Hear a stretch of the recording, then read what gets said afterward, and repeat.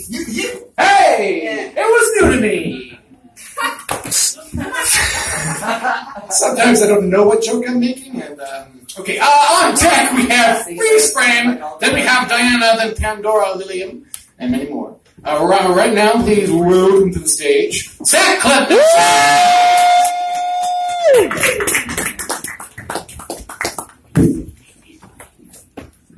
How's everybody doing tonight? Woo!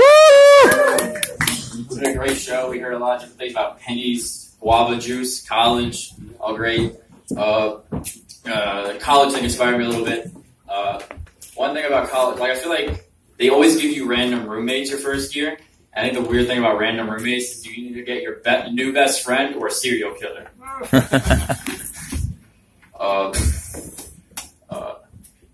My first year I got a really shitty roommate, but at first I didn't know that because he didn't show up for the first 5 days. So at first I was like, this is the best roommate ever.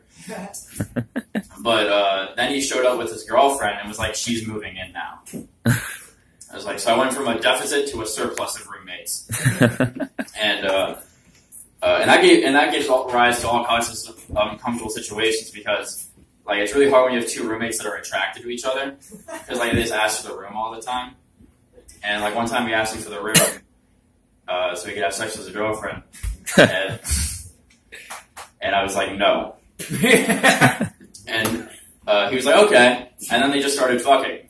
Like, I don't know what to do with that. Like, do I, like, accept defeat and leave, or do I just double down and watch? Join them? I heard join them. I like your style. Go you, whoever said that.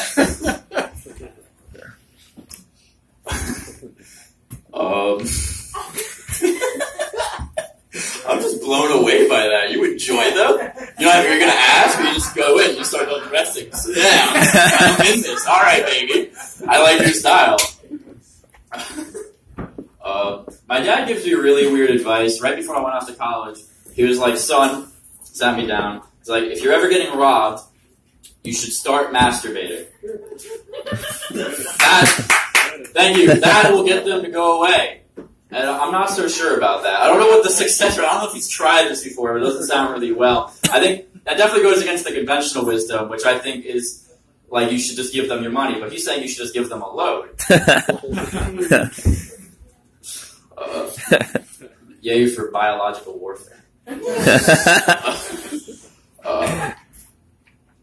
When I was in middle school, I was really afraid of being embarrassed. So I would do anything to avoid it. I'd cut off loved ones, friends, anybody. I didn't give a fuck. And I remember one time I was at this friend's house and we were playing video games. A really good friend. And I had to shit really badly. So I stood up. But then as soon as I stood up, I just let out like a whole symphony of sounds from my asshole. And I knew then that I had shit myself. There was no denying it. I went through the first 4 stages of grief so fucking quickly. I went right to acceptance. And I couldn't accept. So I went right to the bathroom, and I was already low on the popularity scale, so I couldn't afford this setback. So I knew I had to do something. So I did what any normal 11-year-old would do in that situation, and I flushed the underwear down the toilet.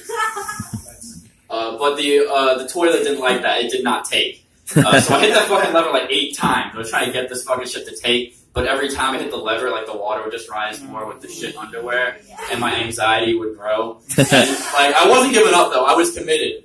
So I just kept hitting. So I took the plunger and I started hitting the water, and like fucking shit particles are coming out. And then I suddenly realized like I'm assaulting his bathroom.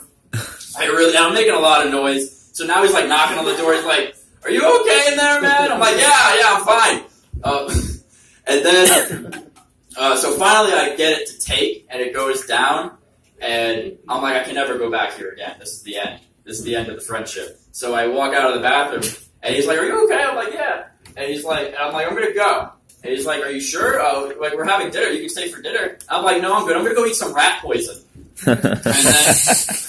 And then I left, and I never went back. But I couldn't stay because I didn't want to be there for the aftermath of that situation. Because I know that probably was a plumbing issue. Like, that was like a $2,000 job at least. Like, I ruined their plumbing at that point.